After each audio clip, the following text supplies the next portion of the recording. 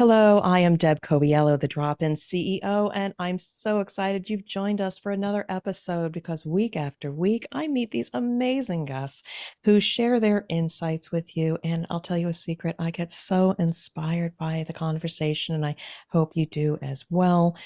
We bring these resources, these conversations to the C-suite leader because I want you to navigate your challenges and opportunities with confidence. And it is my great honor this week to introduce to you Dave Sanderson, who is a nationally recognized leadership speaker, accomplished author, and inspirational survivor of what is known as the Miracle on the Hudson. As the last passenger off US Airways Flight 1549, which had to ditch into the river, he took the lessons he learned from that profound experience in the frigid water and emerged from the wreckage with a mission to encourage others to do the right thing and share coping skills to address any adversity they may face. He has an amazing bio. I'm not going to continue with it because I want him to share his story, but I just want to say, Dave, thank you for dropping in on the show.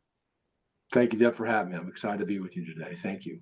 Thank you. So a quick shout out to the network, Mariana, who introduced us. She met me and she says, "Oh my goodness, I have to introduce you to Dave because we have the same brand. All we want to do is share our insights, our experiences, and that of others to help leaders, people who have been leaders for some time, who may be having challenges, provide new insights and perspective." And I just found him so inspirational with his story and his insight. So without further ado, I'm going to give you the stage a little bit and share your story.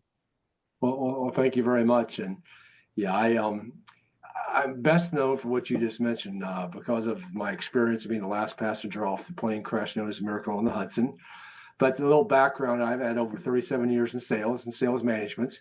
That's how I sort of, made my way through my career. I was very blessed to be a top producer at every company. So I was that's what I was doing. And I was also during that time, I was also the head of security for a gentleman named Tony Robbins. And I had the blessing to be able to be with Tony, and he took me on, and he became my second mentor as I had the opportunity to support him and his mission. That was my goal, was to let him have his mission. And fortunately for me, he was there that day for me. He's the one person that contacted me today of the plane crash, and then he's the one that implored me. Probably a good word is probably implore, but pushed me out of the nest to say, "This is your time. You can do this. This is your time to be able to share your leadership and what you did that day, and how others can do the same thing." So that's how I got to where I'm at.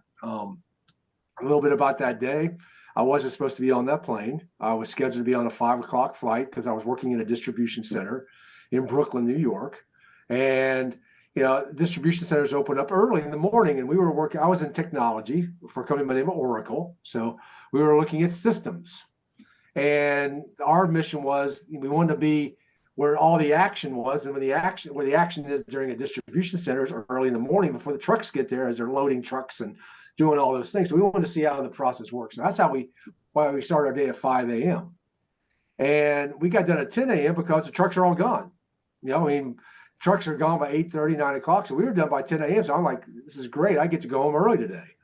So I called our travel agent and worked with her. She put me on US Airways Flight 1549. I wasn't supposed to be on that flight. Nothing extraordinary about the day. There's 11 degrees and snowing, but that's nothing unusual about New York.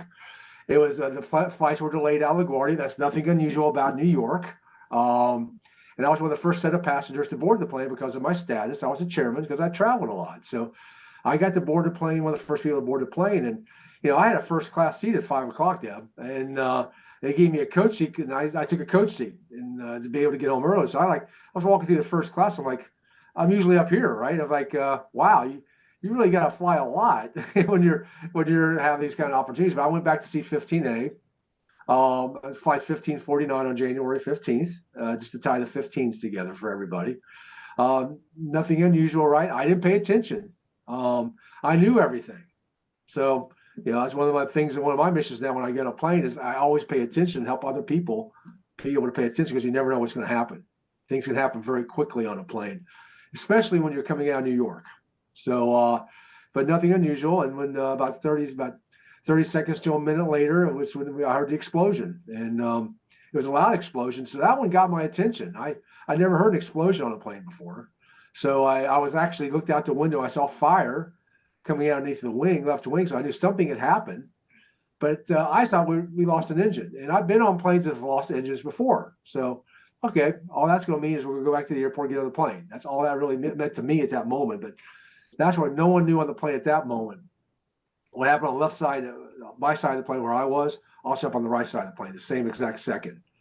So I tell people, I think God's grace entered for the first moment of this flight was that moment, because no one got out of sorts, because everybody heard one big boom. And I believe if we would have heard boom, boom, then all of a sudden, and you're in New York and you're on a plane, you probably have a different thought process. But we heard one boom, so I think most people thought, okay, we lost an engine, right? We'll go back to the airport. So as he started banking, I just looked out the window because I saw we were banking, we're going back, and I saw the skyline of Manhattan was right out my window. We were right there at that eye level of the skyline of Manhattan. I'm like, wow, I've never seen that before. And I looked out the window a little further. And I saw this bridge coming up. I said, I've never seen a bridge like that before, that close. And about that, he cleared the bridge by roughly 400 feet, because the George Washington Bridge is 600 feet up. The plane was 1,000 feet and descending. So he barely cleared the bridge. And I tell people, he doesn't get enough credit for that. No one ever talks about that, because I tell people, and I've had this discussion with a lot of people, just think if that plane's a little bit lower and he takes out a bridge. I had the opportunity to talk to Port Authority many times. I talked to a lot of the first responding units because they were fantastic that day. They were the real heroes. But what I heard from Port Authority, on average during rush hour, New York rush hour, on average, there's 800 cars on that bridge. So if he takes that bridge out, not only does he take the plane out with me on it, but he's taking out a bridge with potentially 800 plus cars. That's huge. But he clears it. And now he's got another issue. He's got to get it down in one piece. And fortunately, he got it down, as we know now. He got it down, right? And so he gets all the credit for part one. But now there's part two. Now you're in a plane that's sinking in ice cold water. Where do you got to get out? So part two becomes the team effort. And that's why I talk about leadership, and from the perspective of leadership, this is when everybody has to pull together and you have a common mission. And and I tell people, it doesn't matter if you're the CEO of a company, or it doesn't matter if you're the janitor of the company. Whoever gives the most certainty in that moment becomes the leader. It doesn't matter who you are. And fortunately for me, I've had some training. So I think myself and a few other people help instill some leadership, because I went out the right side of the plane. I wasn't planning on being the last passenger out, but what happened was I heard my mom start talking to me when I was ready to get out of the plane the first time, and I heard her say, if you do the right thing, God will take care of you. And the right thing for me was you take care of other people first. So I went to the back of the plane to see if anybody needed help. And they were moving pretty well. I mean, they're chest deep of water, so they were moving.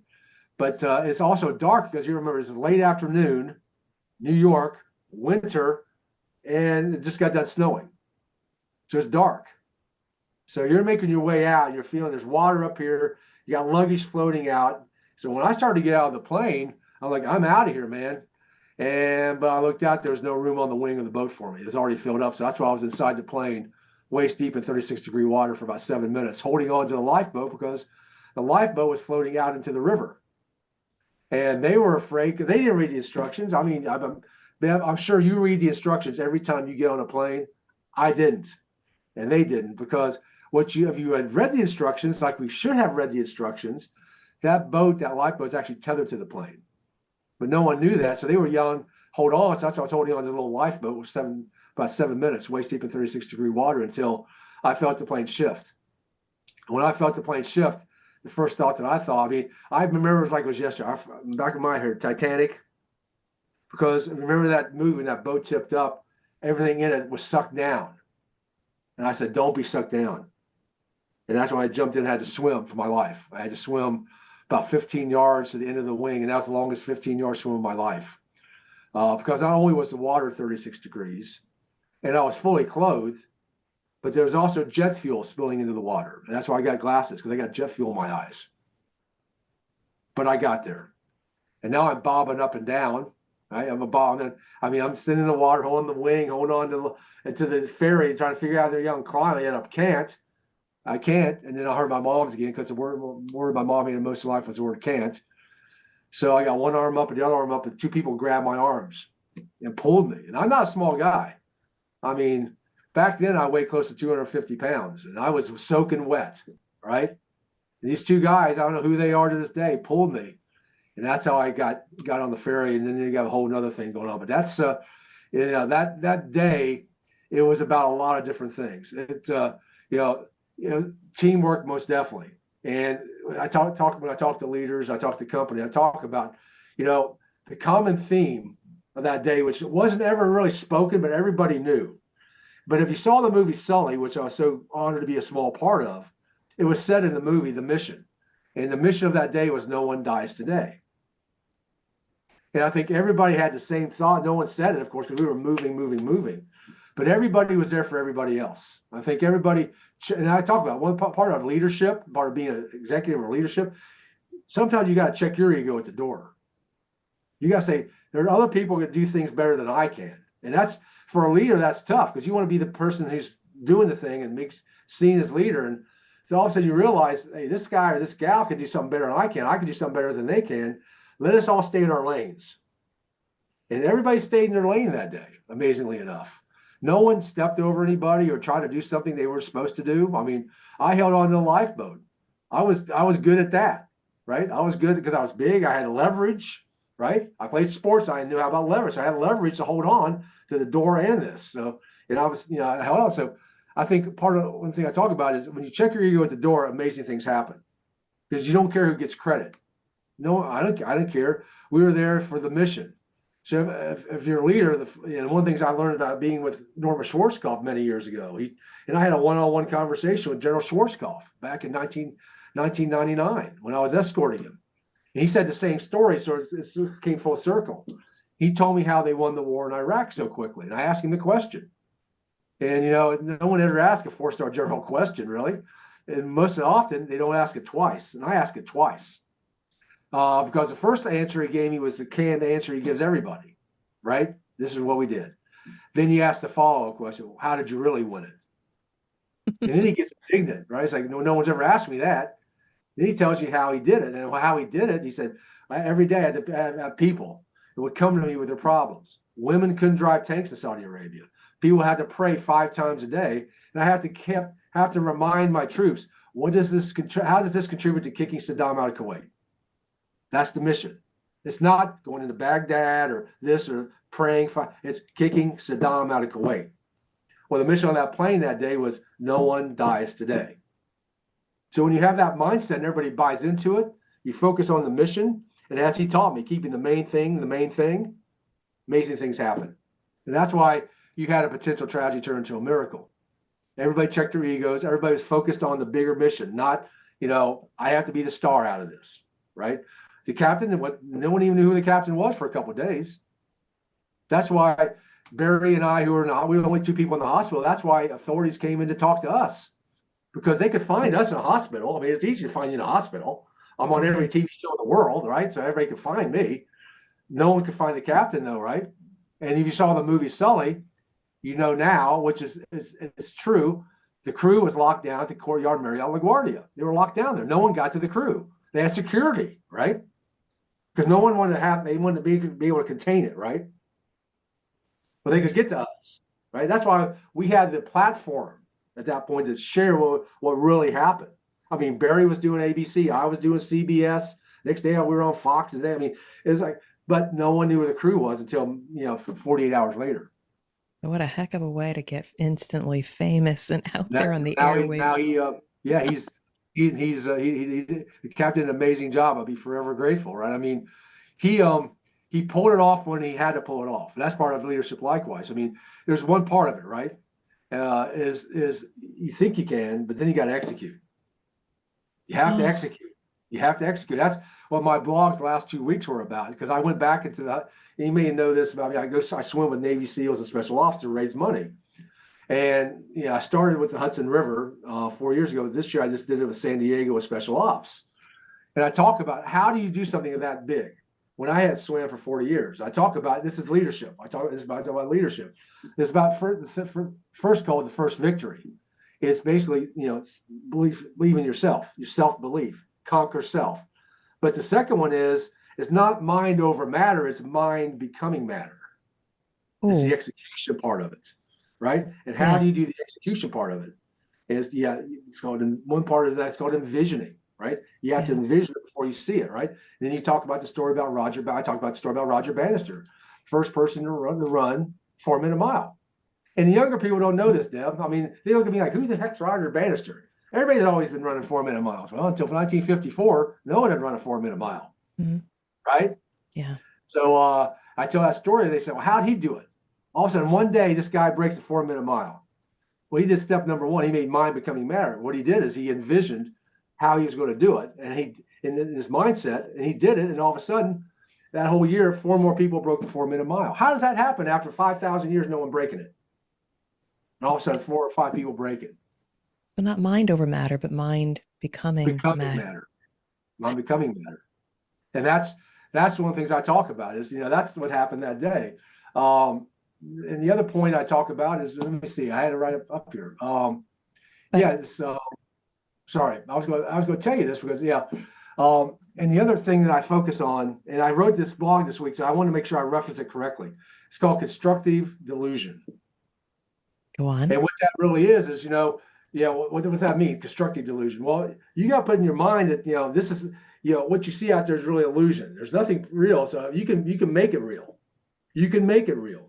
So you put in your mindset that, hey, everything I see out there is an illusion. So if I can build my own illusion and it builds constructively, right? This is how big things get done. Just give you an example. Steve Jobs, perfect example. I talk about this. Steve Jobs. Well, he's back doing his Apple thing, right? Mm-hmm. And, one of the things about Steve Jobs I read about, this is how this whole thing comes around. He got frustrated one day, if you know the story, right? He wanted to buy a song, but back in those days, when I was young, he had to buy this thing called an album, right? A big round black thing, right? Mm-hmm. And you buy a big album for one song.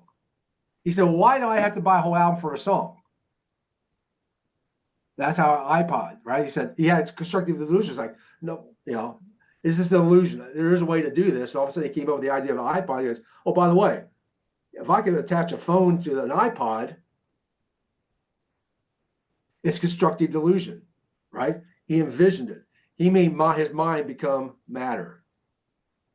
Mm. So this is part of leadership, and I talk to executives about. It's like, if you really want to be on the cutting edge, these are kind of things I have conversations about. I tell people, I just got off a conversation with an executive in St. Louis. A few moments right before you and I had this conversation, we were talking about this because he's asking me that we're talking about speaking in his organization. I asked him a couple of questions. He said, "Yeah, we're looking for just some insights around what's some things that leaders can be doing now because they're having a problem recruiting and retaining employees." Mm-hmm. All right, which is common. It's not only his industry, the military. I said, well, there's 3 things if you're a leader you should be looking for in your people. Number one, do your people have confidence that they can do what they need to do? Mm-hmm. Do they have the confidence and certainty? Second, do they have the competence? But third is, can they bring you a creative solution? Creativity. Mm-hmm. Because what now people are looking for is that resourcefulness, that creativity, right? Because if you do the same old game plan, you'll get the same old results. I need somebody to bring you something creative, something out of the box, right? Yep. So I said, one of the things I talk about is if you look for your associates, especially your leadership team, do they have the confidence to be able to do the job? Do they have the competence to do the job? And are they going to bring you creative solutions? If they are, that's a part of the people I want on my team in leadership, because now I'm going to be thinking a bigger thought. Because as a leader, I'm going to be sitting back. One of the things I'm working on my business company, it's called self-managing business, self-managing team, where I can be the visionary and have other people do this, be creative, come with me some solutions, right? Come with the ideas. Because I'm good at a lot of things, Deb. I'm really bad at a lot of things, right? So I focus on what's called find my who's for my hows, right? I got a how that I'm not good at. I'm going to find somebody who's good at it. I'm going to go get them to do this how, and all of a sudden I'm compressing decades into days. That's how we get these things done. So inspiring. And I have to respond. First of all, again, I am just grateful to have you on here, that you have given me myself and my audience your time to share your story because it's so inspirational and very powerful. But I would love to just respond and ask some questions and just Please. share just a quick little story. My husband, he was just on a flight from Philly back to Cincinnati, Ohio. And all of a sudden, this was actually during the hurricane that was just happening. They were flying over it, and all of a sudden they lost pressure. The masks come down. They take a quick Wow. nosedive to 10,000 feet. And he actually said in that moment, people were calm. And he put his Yep. mask on first and helped others. And everybody was calm and grateful. It's interesting in the face of potential tragedy that something else takes over and people just do what they need to do. Probably, composure versus panic. So I can't imagine what that day was like, but I really appreciate that. But I want to Congratulations go. to your husband for stepping up at the moment he had to step up. You know, It's just what you do sometimes, and then you kind of have your breakdown later. Like if a kid right, has to go to the exactly. hospital. You go behind the closed doors and all of a sudden Yeah. say, "What did I really do?" No, But I just no. got to go back a little bit in time. You kind of like glossed over Tony Robbins, your Yep. relationship with him, and then you had this fortunate, unfortunate experience on the Hudson, but then, he says, you can do this. So what was it like? What you were his detail, but Yep. then he was kicking you out of the nest and encouraging you to start speaking. I would really love to know that because he saw in you a gift or an ability to inspire others. And I'm sure you had to go through a process to figure that out. What was that like? And how did he help you say, okay, I've got a new direction? Well, thank you for that. I think one of the things I learned, I write about in my book, actually my new book, The Limitless Life, is sometimes other people see bigger things in you than you see in yourself. They see it, right? And so here's the backstory to that. So part of being head of security, part of the responsibility that I had is transportation. Picking you up at the helipad, the airport, ground. It's my job, right? So when I would pick him up at the helipad or the airport, I'd get him in a car, right? And I'd sort of be quiet till he talks. And he'd always ask me the same question, Deb. I mean, it was like over and over and over. Why are you still working for that company? When are you going to do something for yourself? You're never going to be free until you do something for yourself. And I would come up with all these excuses. And, there's only so many excuses. And, he reads through excuses pretty quick, right? I mean, that's one thing that Tony does. He's a master at cutting through the BS stuff, right? He's a master at it. So it finally came to, he's the one that called me that night in the hospital. I got you. And if you go to YouTube, you can actually, he tells about that conversation firsthand from 5 minutes after that conversation. It's called Tony Robbins Praises Dave Sanderson. You go to YouTube, you can actually see it and hear what he said in our conversation. All right. But at the end of that conversation, he said, call me when you get to LA. I want to talk to you. So I was going to go out and do Ellen and Bonnie Hunt and Dr. Phil and all these shows, right? So I'm in LA. I give him a call, right? And for 3 hours, we had a conversation. You wanted to brief me on what my life was going to be like now, right? It's going to change. You're in the media. All these things are going to hit you. There's things are going to happen, right? So I tell people, I got in the 3 hours, I got a doctoral on how to really manage the big picture, right? But he said, I'll see you in the next event. So I get a phone call from his assistant. And she says, his next event was actually in New Jersey, believe it or not. And I was already going to New Jersey all the time because that's where I went for the plane crash. So I said, I'll be there, right? And we were, one of the things I did with Tony is right before he goes on stage, he does a power walk going, right? We're Mhm. doing this power walk, and usually I just stand in the back, walk with him, and be quiet. We're having this conversation. And he's like, what are you doing now? I'm like, well, I went back to work, but I'm doing this. And then he goes, when are you going to get out of this thing? Right. And I said, Tony, I am so messed up right now. My head is going to go 50 different directions. Right. I don't know what to think. He goes, listen, he goes, I want to have a conversation with you. And so I had another conversation with him. He sort of laid out the game plan of what he saw in me. All right. Yeah. Now I'm putting together a game plan because the backstory is this. This is what I told him that I now tell in public. I hadn't told him until I got out of the company. See, I think I mentioned earlier on our interaction here. The only one that talked to me that night was Tony. My company didn't call me. They didn't call my wife. So when I got back to Charlotte, I didn't even know they knew I was in a plane crash. So all I had with these, all I had left was these sweats they gave me. I lost everything on the plane, lost everything. So I had these sweats. I go to the office and go up to my regional manager. Listen, I just want to let you know I'm okay. I survived. He goes, "You're going to Michigan next week, right?" And two of my girls, my eldest, and number one and number three girls are with me. And they're like looking at me, right? And that's the moment I knew I had to get out. I had to get out because all he cared about was me getting money, making the sale. He didn't care. He didn't ask me how my family's doing. Do you need anything? Can we help you? You know, what's going on? You're going to Michigan next week, right? That's all he said. And I said, yes. It actually turned out to be the right decision, ultimately, for my client, most definitely for my client, because my client and I have an impeccable relationship now. But yeah, so that's when I knew, Deb, I had to get out, right? I had to get out. Just a feeling. Your daughters are looking at you. I was just a number to them. If I would have died, they would have put somebody else in that seat the next day, right? Transaction. You're just a transaction. Transaction. That's a transaction. But I have another issue. I've got 4 kids that are ready to go to college. I'm making a ton of money, right? Right. So it took me a few years. That's why when Tony was telling me this, he kept talking to me until that one day we were in Chicago, Illinois. He called me to a school. He said, I'm going to find somebody else to do this. I said, why? What am I doing? He goes, as long as you do this, you're not going to do what you need to do. I'm kicking you out. He fired you.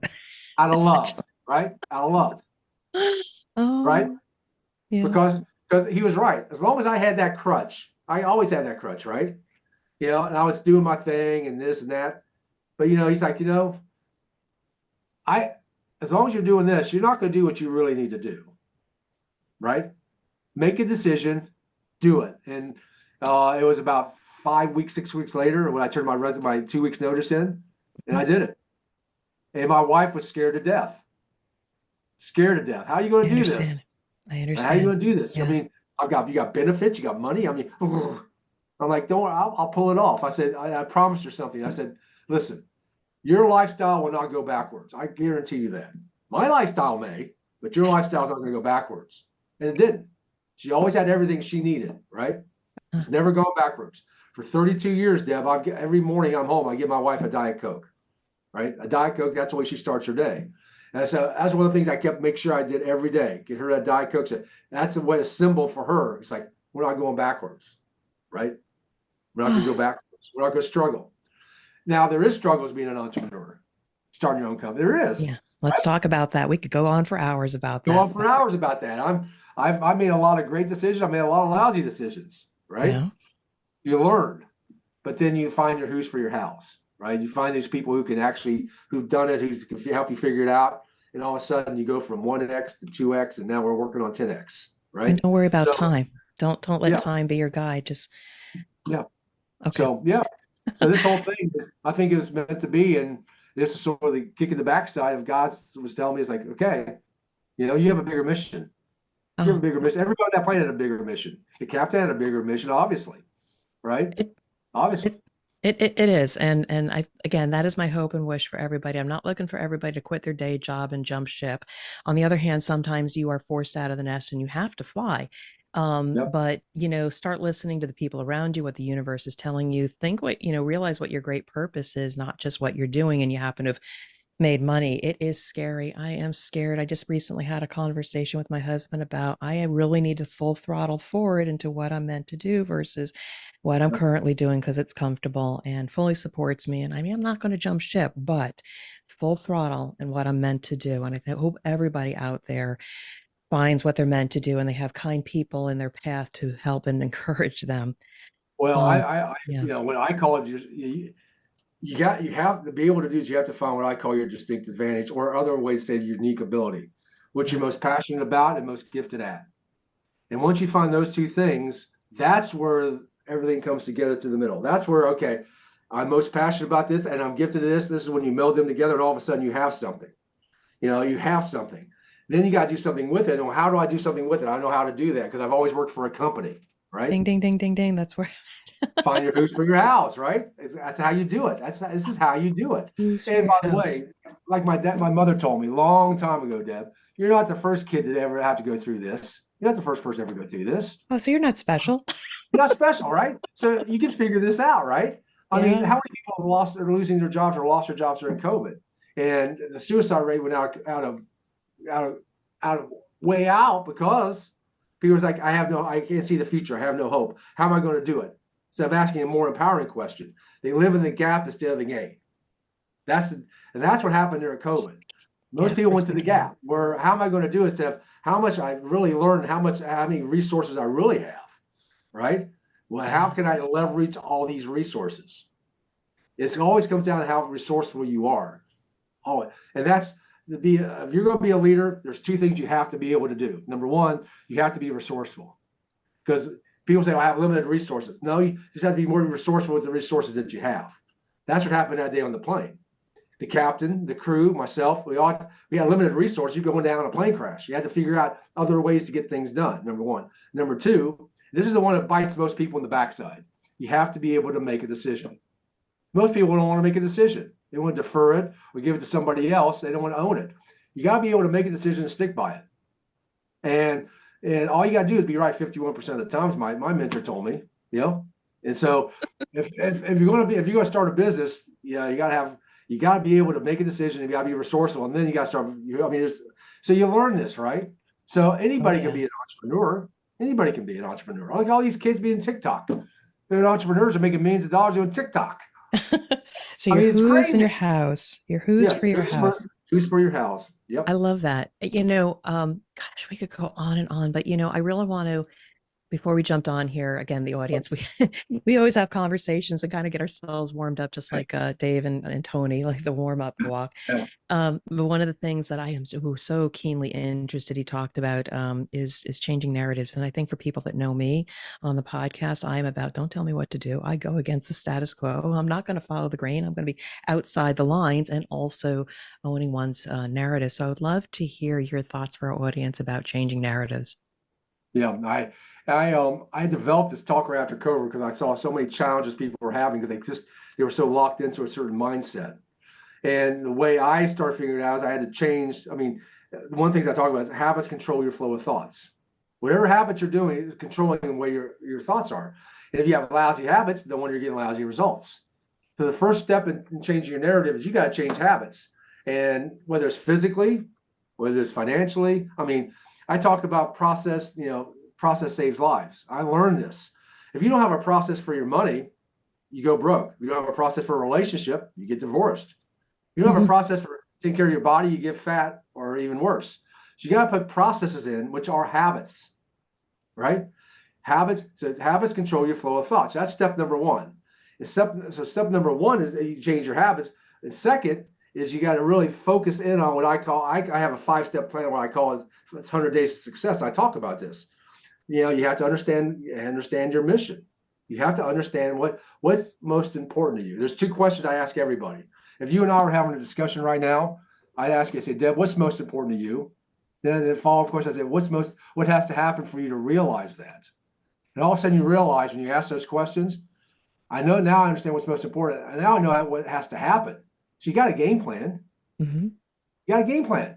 I mean, I do this in business all the time. People look at me like, what do you mean? I'm like, just ask those 2 questions. What's most important to you? Well, I really want to make a lot of money. What do you mean about making a lot of money? What has to happen if you make a lot of money? Well, I got to do this, this, this, and this. All right. Now, all you got to do is put game plans and processes in for those things.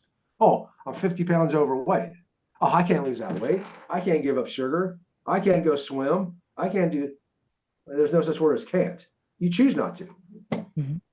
Everything's a choice. So if you choose to be fat, you're fat because you chose habits to control it. So if you want, all you got to do is that. That's how I lost 48 pounds myself. All I did is change habits. Just change habits.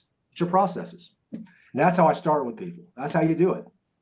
It sounds so easy, but it does take a little bit of mental exercise. You got to change your own narrative, how you see yourself, and you talk about that imagery. How you talk to yourself, right? You talk to yourself. Because, one of the things I talk about in my TED Talk, right, is, when you're going down a plane crash, you got to manage your mind. Sorry. Because you have nothing else you can manage. You have control nothing. You're sitting in a chair, you're going down, right? Mm-hmm. So only thing you can manage your mind. How you do that is 3 different ways. The first way you do that is through your physiology, because once you change your physiology, all of a sudden the way your body is interacting with itself, you get different energies. Second way is your internal narrative, your internal thought process. That's questions you ask yourself. And that's how I did it on that day on the plane. I couldn't get up and move around. I had to ask myself different questions. The third thing is what you focus on. See, that's how the captain managed his mind when all that stuff was going down. Think of all the decisions he had to make in less than 3 minutes. He had to manage his focus, right? And so that's the way you start. It's like, okay, how are you going to change my mindset? I'm going to move my body differently. I'm going to ask myself different questions. Most people ask themselves crappy questions, like, why can't I get this done? It always happens to me. I can only get to the 5-yard line, right? I never get to push across. Steph, if I could do this, what would have to happen for me to do this? It's all it is asking better questions. So it's not, as you're saying, it's not difficult. It's just, it's not easy to do because people's patterns are not that way. They're not brought up with patterns. They have to break your patterns by changing your habits. Yep. Yeah, it's inspirational in that I'm just going to share, and maybe people that are watching this on the YouTube video. I used to be slender. And then over time, and life happens, and career and children and all the excuses, I gained a lot of weight, and I got to a place where I didn't like how I looked, even though friends and family loved me and for who I was. But I realized I had to change the habits, but I had a vision. I had a vision because I too, and we talked about this a while back about speaking, I have a vision of being on a stage, and I want to feel confident, and I want to look a certain way, and I see myself in a particular dress and persona, and somebody that looks healthy. And right now I don't feel or look healthy, at least that's how I thought. So all of a sudden, just survival kicked in. I said, I've got to change something. I found something that I can change. I am halfway there to my goal. I feel fun, but it took mental discipline and a choice. I said, I have a choice, and I just need to find my who's from my house to help guide me along the way. And I'm keenly focused on it. And it's working. And I say, I'm not a heavy and fat person. I changed the narrative. I can be healthy. I just need to find the who and the how. And you change your identity. You change your identity. I did. Change your identity. That's the power of it. Identity is the most powerful force that you have. What's your personal identity? Well, how do you view yourself, right? And you change that identity, you can change the entire direction of your life. And and we were talking about going on stage, right? And one of the reasons I lost my weight is one of the things that I learned years ago. This is one of the first things I learned about being with Tony. He told me this story, all right? And it's from 1994. So we're going back 30 years almost. 30 years, geez. He told me this story, and it's about the 1992 election. And if you remember the 92 election, you had what? You had President Bush, right? You had Bill Clinton, and you had a little guy by the name of Ross Perot, right? Yeah. Ross Perot, right? Running for president, right? Mm-hmm. And so you look at that, and what are people looking for in their leader, in their president? What are they looking for? And what they're looking for is this person congruent with what they say? Are they congruent? Oh, yeah. Right? Mm-hmm. Are they congruent? So let's look at he said, let's look at 92. He said, George Bush. Yeah, he was a war hero, right? He won the Iraq War, but what happened? He lied. No more taxes, right? No new taxes. He did it, right? Uncongruent, not congruent, right? Ross Perot, right? He was the most congruent guy there until he blamed George Bush for his daughter's wedding. And then all of a sudden he's incongruent, he gets out. At least Bill Clinton was congruent.